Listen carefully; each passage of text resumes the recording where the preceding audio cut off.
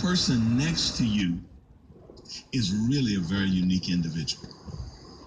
And as unique as they are, you share something in common with that person, no matter where you came from. Both of you have a need for friends. Someone once said that you can't choose your family, and that's true. Your family is your family, like them or not. They're your family. You didn't pick them. I didn't pick my last name. It was chosen for me when I came into the world. I didn't pick my parents. They were already selected. I didn't pick my grandparents. You don't get to do that. But friendship is different. I guess you could say that your friends are the family you get to pick. Because for some people, they're closer to their friends than they are to their families. Most of us know who we consider to be our friends, but many of us don't know what our friends are for. Before we can get to what our friends are for, we have to explore what I like to consider three basic types of friendships. There are three that I want to characterize for you today, and here they are. Number one, there's what I like to call mentor-based friendships. Number two, there are mentee-based friendships. And number three, there are mutually beneficial friendships. Let me give them to you again. Number one, there's mentor-based friendships. Number two, there are mentee-based friendships. And number three, there are mutually beneficial friendships. Let me give you a quick description of all three of those. First of all, we deal with friendships that are mentor-based. These are friendships where we expect or are expected to pour out and to pour into other people, but we're not expected to receive anything in return. See, in our mentoring friendships, we tend to educate, train, counsel, encourage, and motivate our friends. Such friendships are generally seen in our chosen endeavors in terms of our careers, our professions, and even in ministry.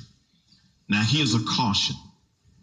Mentoring friendships are often exhausting, especially when the parties involved fail to understand the exact nature of the friendship.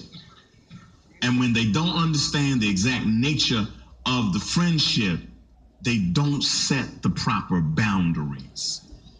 Now, if you don't set proper boundaries in these kinds of friendships, let me tell you what's going to happen. There will be resentment because of unexpressed expectations that haven't been realized.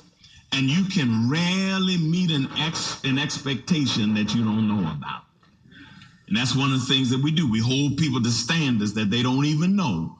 And the next thing you know, you got a failed friendship because you expected me to do something and I had no idea you were expecting me to do it. Maybe some of your friendships are unfulfilling because you're expecting to receive from a friend that's only expecting for you to give to them.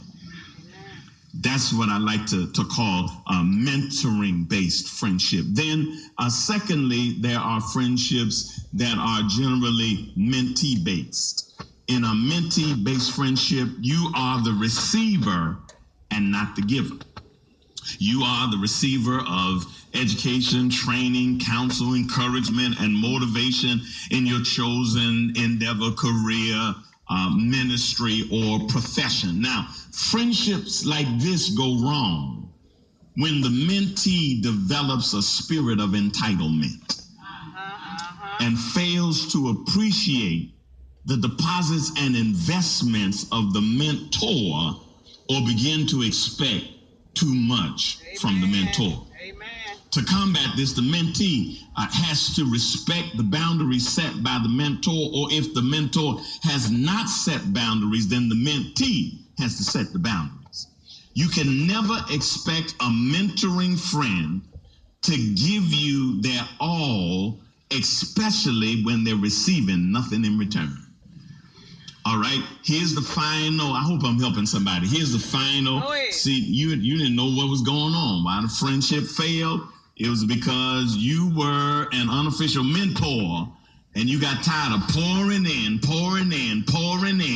and you never talked about it. And next thing you know, they were just sucking up, and you were pouring out, and nobody understood the terms of the relationship. Now, here's the final one, and then we're going to move on. That's a friendship based what I like to call mutually beneficial. And in our mutually beneficial relationships or friendships, both parties give to each other and receive from each other. Okay, that's when it's mutually beneficial. Now, this is real important because neither the giver nor the receiver are a burden on the other party. They're not a burden because I'm receiving and I'm giving. Now, it's a fair exchange of benefits.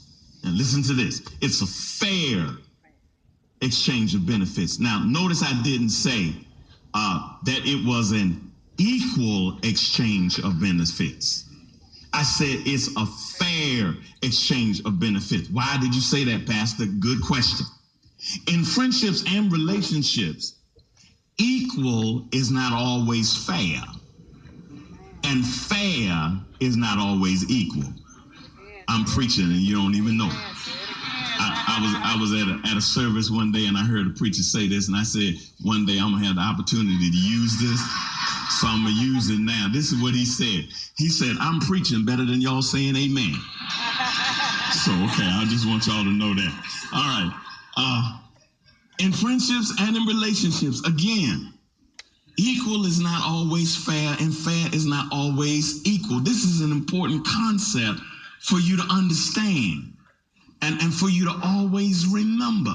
Let me give you an example of what I'm talking about. If I make $10,000 a week and you make $5,000 a week, and I give you a platinum Rolex, and then expect you to give me a platinum Rolex, I want you to know it may be equal in value, the watch, but it's not a fair expectation.